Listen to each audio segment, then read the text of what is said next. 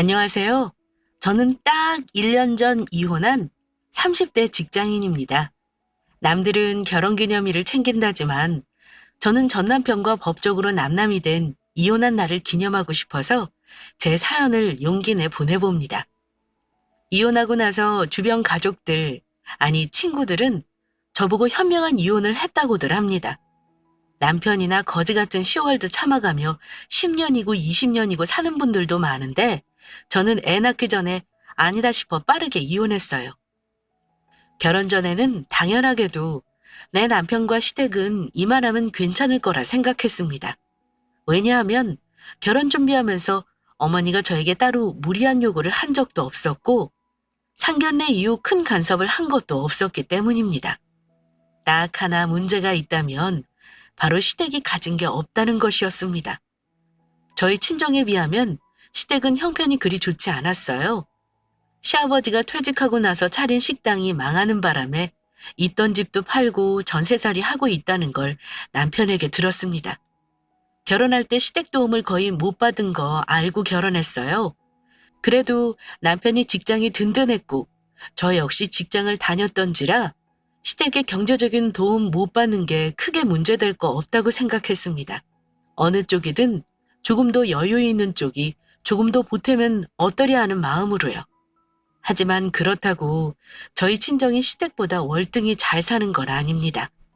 친정아빠는 공무원이셨고 엄마는 어린이집 원장님이세요. 두 분 사는 집 있고 노후다 마련해 놓으셨죠. 아빠가 저랑 제 동생 앞으로 어릴 때부터 청약 부은 걸로 청약에 성공해서 저는 20대 초반부터 집이 있었습니다. 대학교 때는 부모님이 대출금을 갚아주셨지만 직장 다니면서 제가 모두 갚았고요. 아빠가 할아버지께 물려받은 재산도 꽤 되었던지라 저는 어릴 때부터 유복하게 자란 편이에요. 하고 싶은 거 다 하면서요. 그렇게 자라서인가 결혼하고 나서의 삶이 결혼 전과 너무나 달라지는 걸 받아들이기 힘들더라고요. 미리 당부드리자면 저는 시댁이 가난하거나 어렵다면 결혼을 2번, 3번 고민해보라 말씀드리고 싶습니다.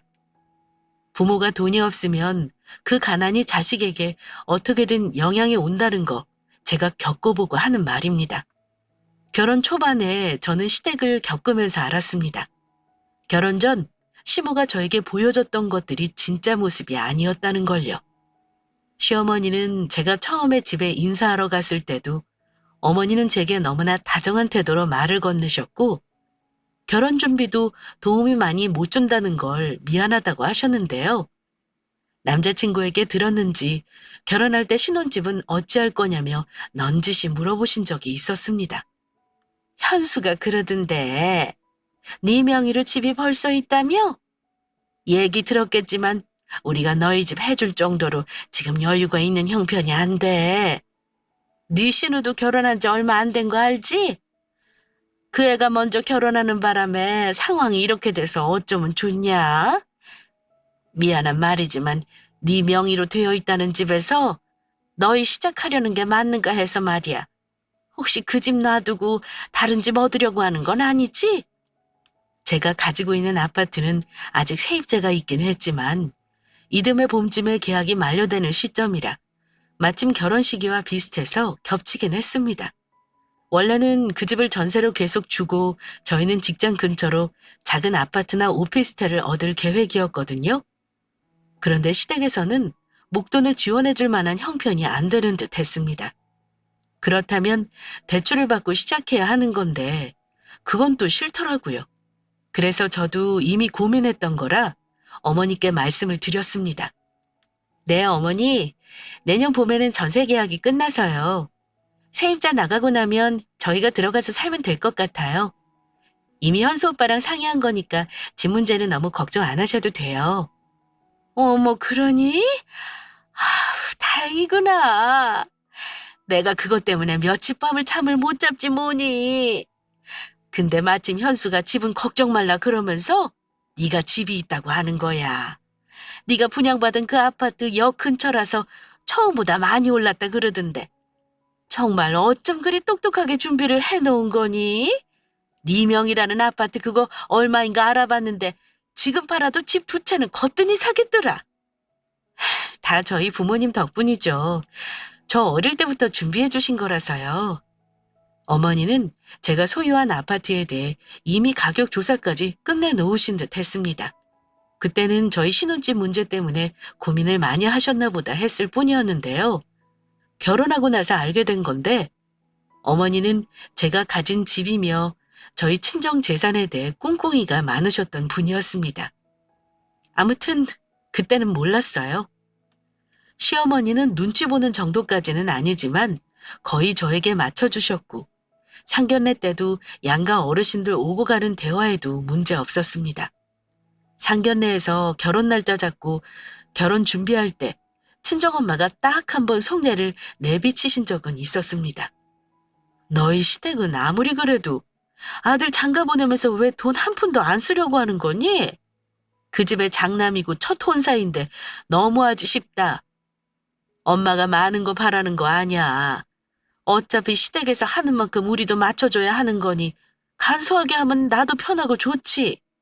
그래도 집을 우리가 하는데 너 예물이라도 좀 마음에 드는 거 해주셨으면 좋으련만.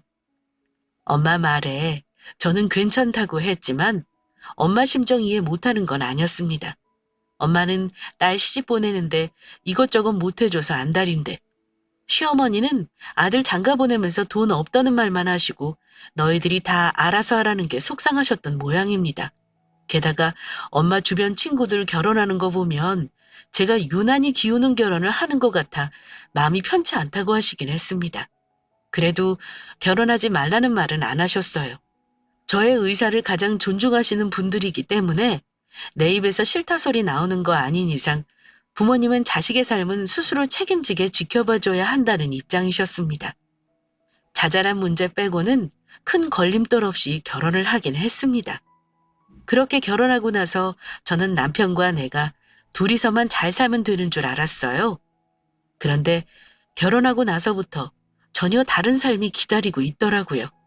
물론 싱글일 때와 똑같이 살려고 결혼하는 건 아니니 상대방의 가족이며 생활 방식이며 적응하고 받아들이는 건 당연한 거라 생각합니다. 하지만 결혼하고 나서 그 전과 180도 달라진 어머니의 태도를 감당하는 게 점점 버거워진다는 게 문제였습니다. 처음에 시누이와 함께 저희 신혼집을 구경하러 오셨을 때의 일입니다. 저는 나름 준비한답시고 음식도 해서 어머니와 시누이에게 대접하고 싶었는데요. 어머니는 저희 집에 들어오셔서는 집을 이리저리 둘러보시고는 생각지도 못한 잔소리를 시작하셨습니다. 아무리 내가 니들 보고 알아서 하라 그랬다지만 너도 참 안목이 없어도 너무 없는 거 아니니? 아니 가구며 가전이며 한 번 살 때 좋은 거 사서 쓸 생각을 해야지. 가구가 저게 뭐야? 저런 싸구려는 이사 한 번 하고 나면 다 부서져 버리겠구나.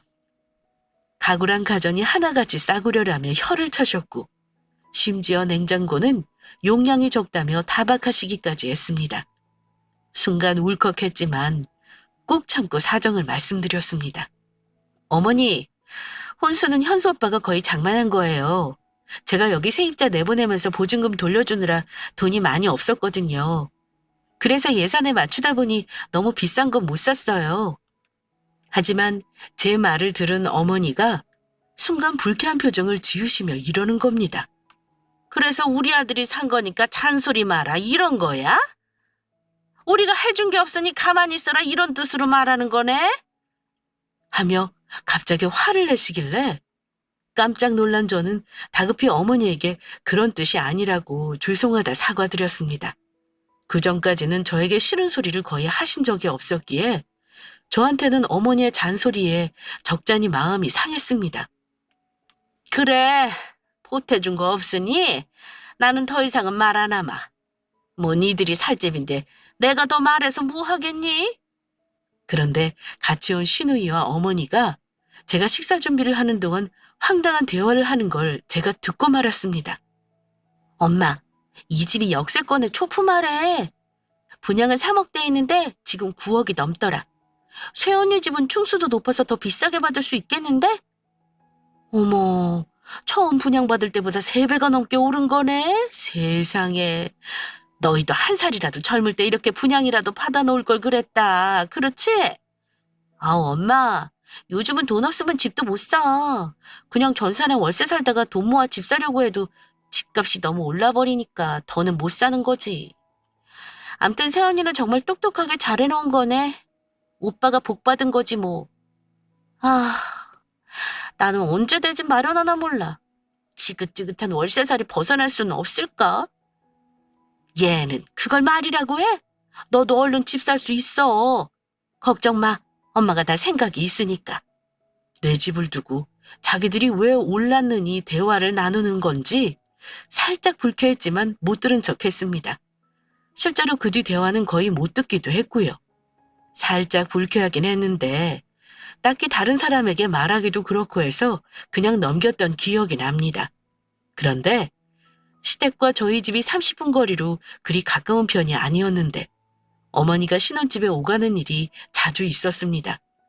저한테 살림 간섭을 하시거나 자잘한 잔소리를 하는 건 참을 수 있었는데요. 유독 제가 힘들었던 건 시어머니가 은근히 경제적으로 기대는 일이 많다는 거였습니다. 제가 맏며느리인데다 아무래도 아들 하나뿐이고 또 집안 대소사를 다 챙겨야 하다 보니 저한테 의지하시는 부분이 많을 거라는 건 짐작했던 바였습니다. 그런데 결혼 후 첫 명절에 가족들이 다 모인 자리에서 시어머니가 제게 했던 말은 조금 충격적이기까지 했습니다. 이제 너는 우리 가족이 된 거니까 가족들 간에 어려운 일 있으면 서로 돕고 잘 지냈으면 한다. 결혼 전에 현수가 말했는지 모르겠다만 생활비를 받아 쓴 게 있어.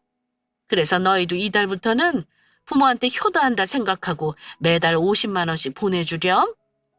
대뜸 매달 용돈을 달라고 하시는데 당황스러웠지만 일단 알겠다고 말씀드렸습니다. 남편은 당연한 듯 생각했는지 심지어 제가 그래도 100만 원씩 드렸는데 이거 가지고 생활이 되겠어요? 이러는 겁니다. 어머니는 아직 아버지가 돈벌이를 하고 있으니까 상관없다며 그 정도로 양심 없는 시어머니 아니라면서 호탕하게 웃으셨지만 모자간의 그 대화 듣는 내 속은 열불이 터질 지경이었습니다. 아무리 맞벌이를 한다지만 우리가 월에 1,000만 원을 버는 것도 아니고요. 저희 친정에서는 제가 용돈을 드린다고 해도 싫다고 마다하시는 분들이거든요. 그런데 매달 월급 받듯이 50만 원씩이나 되는 돈을 드려야 한다고 생각하니까 너무 화가 나는 겁니다. 집에 돌아와서 남편에게 말했더니 남편이 하는 말이 더 가관이었습니다. 우리가 떼돈 버는 것도 아닌데 어떻게 월 50을 드려? 당신이 결혼하면서 쓴 카드도 아직 갖고 있는 거 어머님이 모르시나? 지금 당장은 조금 힘들다고 조금씩만 드리겠다고 말을 했어야지. 그런 말을 내가 하긴 어렵잖아. 결혼 전에는 내가 100만 원씩 드려도 잘만 살았어. 우리 둘이 그래도 500 넘게 벌면서 어떻게 부모님한테 50만 원도 안 주냐? 어머니도 우리 대출 같은 거 없다는 거 다 아시는데. 그럼 우리 부모님도 똑같이 드리지 그래? 그럼 100만 원 나가는 거네. 이래도 부담 안 가는 금액이야? 오빠는 당연히 오빠네 부모님만 드리면 된다고 생각했나 봐? 우리 부모님은 부모도 아니냐? 야, 그렇게 아까우면 각자 관리해. 내 월급에서 우리 부모님 드릴 테니까 너는 너희 부모님 챙기면 되겠네. 뭐? 각자 돈 관리하자는 거야? 오빠 정말 다시 봤다. 결혼 전에는 나한테 다 맡기겠다더니 그런 문제는 미리 상의도 안 하고 결국 각자 생활하자 이거네? 네가 우리 부모님한테 주는 돈 아까워하니까 그러는 거야. 우리 부모님 내가 돈 안 드리면 제대로 반찬도 못 사드셔. 내 동생은 집 살 돈 모으느라 부모님한테 드리는 돈도 없을 거라고. 시부모님 용돈 문제로 결혼한 이후 가장 크게 부부싸움을 했던 기억이 납니다. 결국은 50만 원을 드리기로 했지만 어머니는 매달 생활비 명목으로 드리는 용돈 외에도 각종 경조사며 병원비를 저희에게 부담 지우셨습니다. 그리고 제일 화가 나는 건 일주일에 한 번 주말에 꼬박꼬박 오셔서는 매번 장을 보러 가자고 하시는 겁니다. 그리고 어머니는 당신 가족들이 일주일치 먹는 부식비를 제가 계산하게 하셨습니다. 처음 몇 번은 저도 넘어갔어요. 그런데 계속 반복되니까 저도 짜증이 나더라고요. 아시겠지만 마트 가서 장 보는 거 얼마 사는 거 없어도 20만 원 넘기는 거 우습잖아요? 저희는 맞벌이라 집에서 거의 먹을 일이 없는데 대부분 시댁 가족들 먹는 거로 돈이 다 나갔습니다. 정말 짜증나는 게 결혼해서 둘이 벌면 더 많이 버니까 저축도 많이 할 거라 생각하기 마련인데요. 근데 생활비가 두세 배로 더 들어서 쓰는 돈이 더 많았습니다. 물론 부모님이니까 자식된 도리로 어느 정도는 해드려야 한다고 저도 생각합니다. 하지만 부담스러운 건 어쩔 수 없었습니다. 심지어 명절이나 생신 때 드리는 용돈조차 적다고 불평하셨습니다. 솔직히 부담스러웠어요. 맞벌이 부부인데도 불구하고 빠듯한 살림살이였기 때문입니다. 심지어 어머니는 매달 생활비 명목으로 일정 금액을 받으시면서도 그걸로는 부족하셨는지 수시로 전화하셔서 돈을 빌려달라고 하셨습니다. 어느 날은 관리비가 모자라다 하시고 어느 날은 급하게 결혼식을 가야 하니 축의금을 보태달라 하시고요. 나중에는 남편에게까지 돈이 모자라다는 말씀을 했나 봐요. 남편이 저한테 용돈을 받아 쓴다고 말하자 아예 대놓고 말씀하시더군요. 당신 아들한테 용돈 좀 주라고요. 정말 이해 안 가는 게 그 나이 되도록 통장에 당장 쓸 돈이 100만 원도 없다는 거였습니다. 그게 말이 되나요? 돈 몇십만 원이 없어서 매번 며느리에게 구질구질하게 돈을 달라는 거.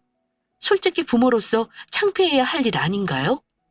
그럴 때마다 속은 뒤집어지는데 너무 창피해서 어디다 말도 못하겠더라고요. 게다가 친정 부모님께는 더더욱 말을 못하겠더군요. 그나마 둘이 버는 거라 어찌어찌 감당이 된다는 게 다행이었죠. 아무튼 결혼하기 전에는 생각도 못했던 이런 문제로 남편과 싸우는 일도 점점 늘어났습니다. 그런데다 결혼한 지 얼마 1년도 되지 않았을 때 부부 사이의 위기가 닥치고 말았습니다. 갑자기 남편이 직장을 그만두게 되면서 시작된 일인데요. 그러던 어느 날 남편이 퇴근해서 집에 들어왔는데 표정이 썩 좋지 않았습니다. 무슨 일이 있냐고 물었더니 머뭇거리며 한숨을 쉬기만 했습니다. 그리고 말하길, 나 회사에서 사고 쳤어. 난데없이 사고를 쳤다는 말에 저 역시 놀라서 물었습니다. 도대체 무슨 사고를 쳤길래 그러는 건데? 뭐 징계받을 정도로 큰일인 거야? 그 정도로 큰일이니까 그러지. 회사에 금전적으로 손해 끼치면 사장이 좋아하겠어? 나 지금 살어는 판을 걷는 기분이야. 어떻게 수습해야 할지도 모르겠다. 사람이 하는 일인데 실수할 수도 있는 거지. 그런 것도 안 봐주면 그게 무슨 회사야? 막말로 회사 돈 훔치는 것만 아니면 살릴 일 없으니까 너무 걱정하지 마. 남편은 제 말을 듣고는 별다른 말도 없이 땅이 꺼져라 한숨을 쉬었습니다. 그 후로도 몇 날 며칠을 걱정을 하더니 얼마 지나지 않아 제게 청천벽력 같은 말을 하더군요. 다니던 회사에서 해고 통보를 받았다는 겁니다. 그것도 사장님한테 직접 들은 게 아니라 인사 담당 직원으로부터 전해 들었다고 하네요. 사연은 업무상 과실이었습니다. 그제야 자초지정을 들어보니 기가 막혔습니다. 남편은 회계부서였는데 회사 돈을 가지고 몇 번 장난을 친 모양이더라고요. 처음 몇 번은 자기가 메꿔 놓았다가 나중에 거래처야 줘야 할 돈이 비는 걸 이상하게 생각한 다른 직원이 감사부서에 남편을 신고했다는 겁니다. 이미 일은 벌어졌고 회사에서는 남편에게 구상권 청구까지 했다는 걸 뒤늦게 알았습니다. 저한테는 창피해서 말을 안 했던 거죠. 설마 하니 겁대가리 없이 회사 돈 가지고 장난을 친 줄은 몰랐습니다. 고작해야 업무 실적을 못 채웠다거나 이런 사소한 실수인 줄 알았어요. 사고 쳐서 나오면 퇴직금도 다 못 받는 거 아시나요? 남편은 몇 천만 원 되는 돈을 회사에 그대로 반납하고 정말 땡전 한 푼 없이 퇴사했습니다. 그나마 다행인 건 그 와중에 회사로부터 해고당하고 형사고소는 면했다는 거였습니다.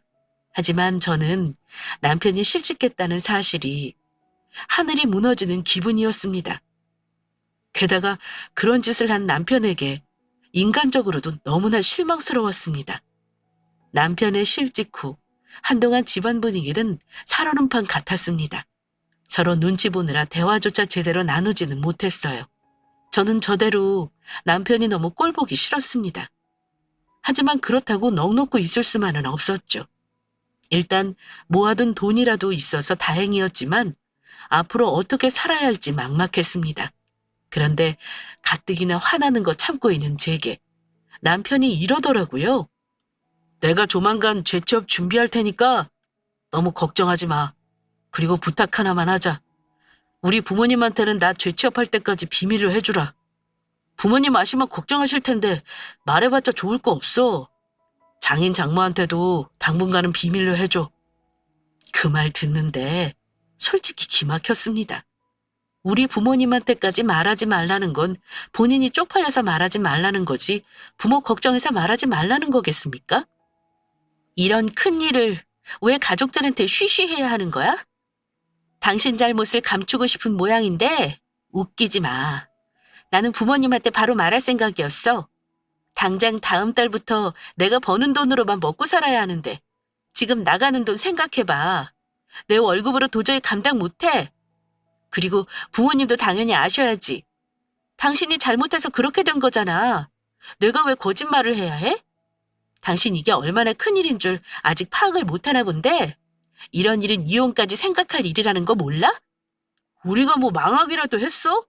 남편이 직장에서 잘렸다고 이혼하겠다는 마누라가 세상에 어딨냐? 어쨌든 우리 부모님한테는 내가 말할 테니까 그전까지 당신은 모른 척해. 우리 부모님한테는 내가 말할 거야. 당신 부모님은 알아서 해. 그리고 어머니 용돈은 내 돈으로는 못 주겠으니까 그렇게 알아. 딱 몇 달만 당신이 좀 드려.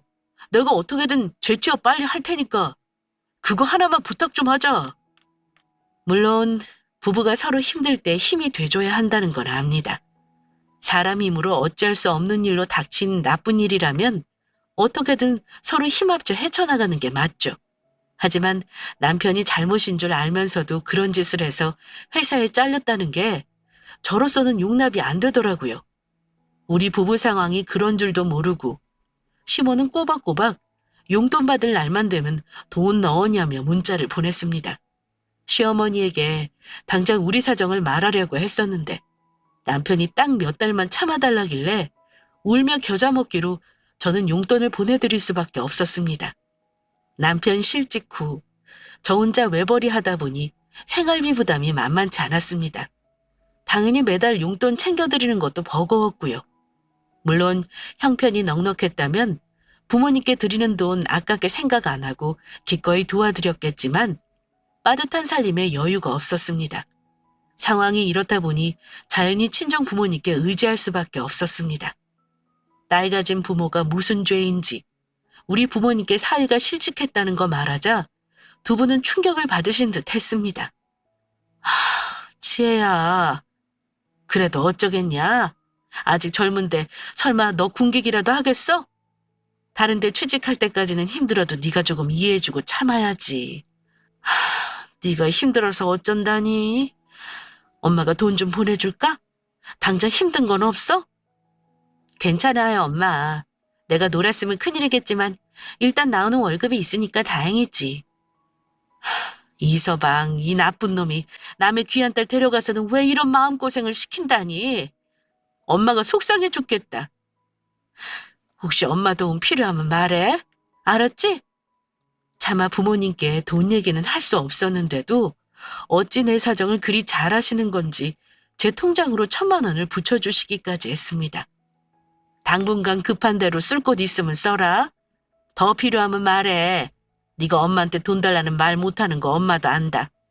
힘든 일도 시간 지나면 다 해결되는 거야. 그래도 혹시 못 견딜 정도로 너 힘들게 하는 일이 있으면 굳이 참을 필요는 없어. 알겠지? 엄마 말 들으니 눈물이 다 나더라고요. 다행히 엄마 아빠께서는 딸 자식 고생한다며 반찬이며 먹을거리며 이것저것 아낌없이 지원해 주셨습니다. 감사한 마음이야 이로 말할 수 없지만 죄송스러운 마음이 드는 건 어쩔 수 없었습니다. 게다가 그 와중에도 자기 아들이 백수가 된 줄도 모르고 눈치 없는 행동을 하는 시모와 시누이 때문에 제 속은 말이 아니었습니다. 남편은 실직 후 석 달이 넘도록 아르바이트는커녕 PC방에 틀어박혀 게임만 하며 시간을 보내고 있더라고요. 남편이 미우면 시댁 식구들도 다 보기 싫은 법이라는데 정말 그렇더라고요. 밥 먹으러 오라는 것도 싫었고 반찬 갖다 주러 저희 집에 온다는 것도 너무 싫었습니다.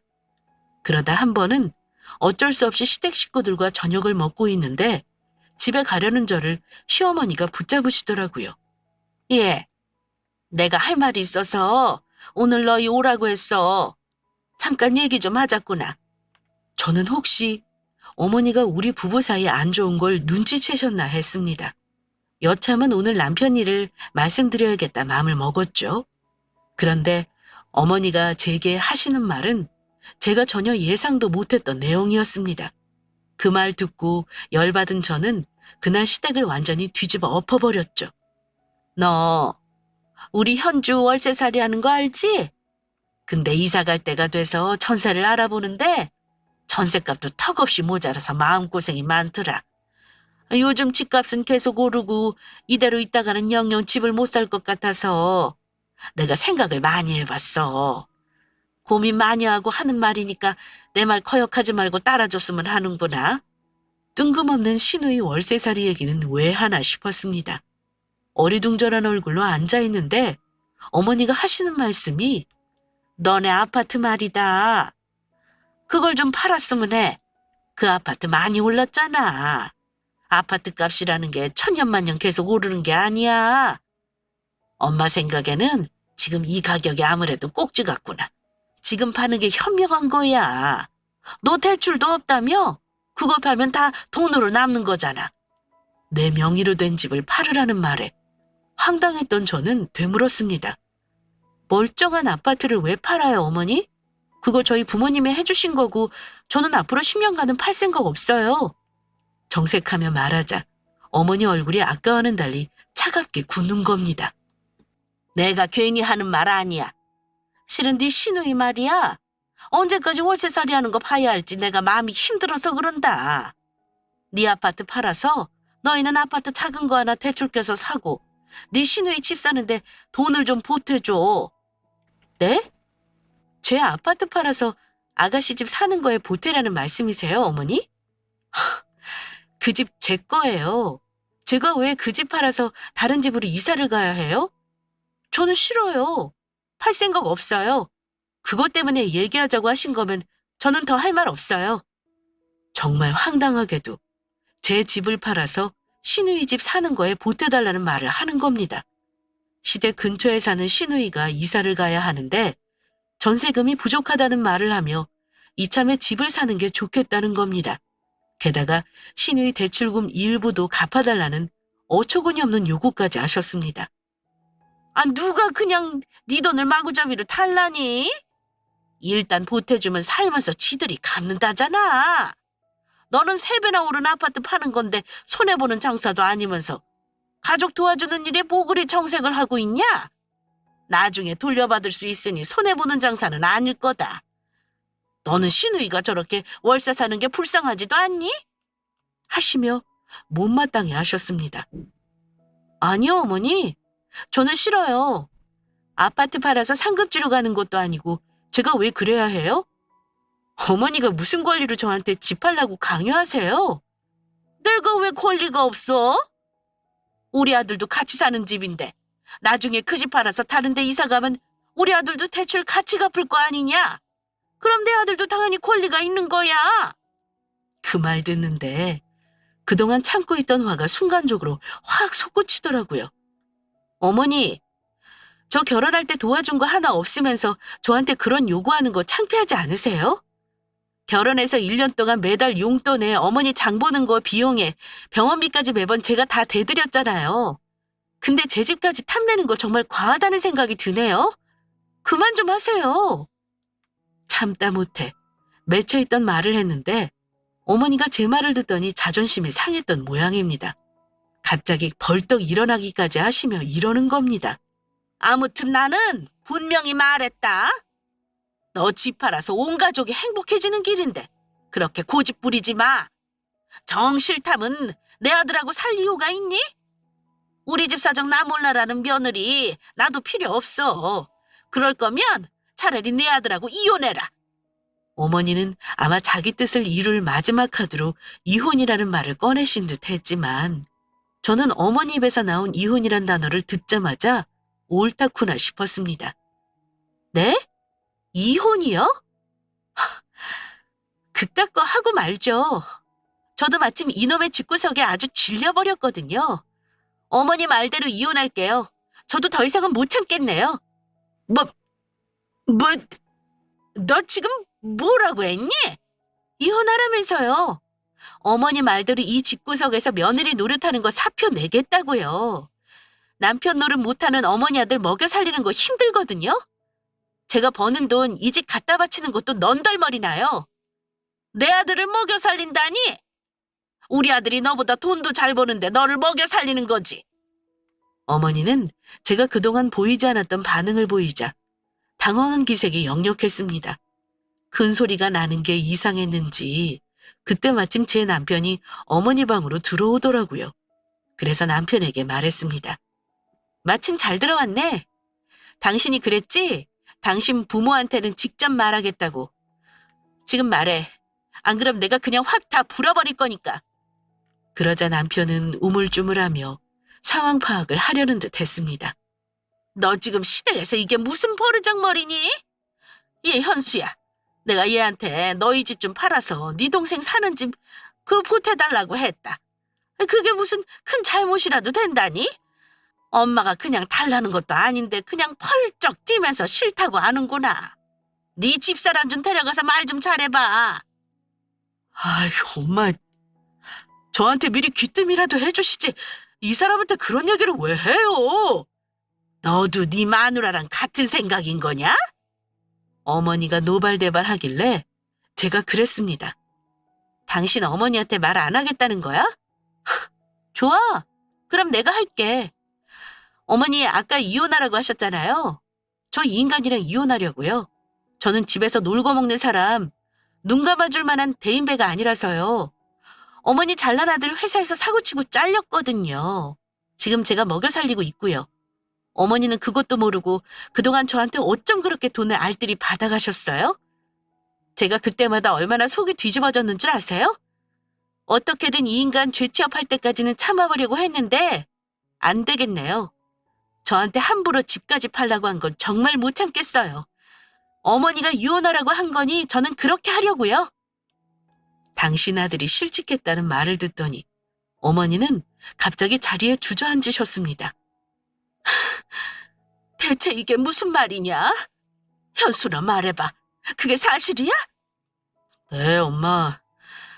내가 재취업하고 나서 말씀드리려고 했어요. 죄송해요. 사정이 좀 있었어요. 그 좋은 직장을 왜 관둬? 너 아주 배가 불렀구나. 어머니는 심지어 아들이 제 발로 직장을 관둔 걸로 오해하시길래 제가 확실히 알려드렸습니다. 이 사람이 제 발로 사표 내고 나왔으면 퇴직금이라도 받았겠죠. 이 사람 회사 돈 가지고 장난치다가 잘렸어요. 그나마 사장님이 좋은 분이라 돈 반납만 받고 고소 면한 거라고요.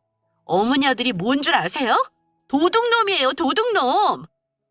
어머니는 쓰러지는 신용을 내며 남편에게 기대더군요. 남편은 거의 울 듯한 얼굴이었습니다. 내 입으로 직접 말할 때까지 좀 기다려달라고 했는데 그걸 못 참고 이렇게 사달을 내냐? 하며 제게 원망의 말을 하길래 제가 그랬습니다. 너 같으면 네 명의 아파트 팔아서 처갓집 식구 집 사달라고 하면 네 알겠습니다 하고 사주겠어? 정말 당신네 식구 질린다. 어머니가 집 안 팔 거면 당신이랑 이혼하래. 너 당신이랑 이혼할 거야. 아예 여기 온 김에 오늘부터 당신은 여기 있어라. 내 집에 들어올 생각하지 마. 비번 바꿔버릴 거니까.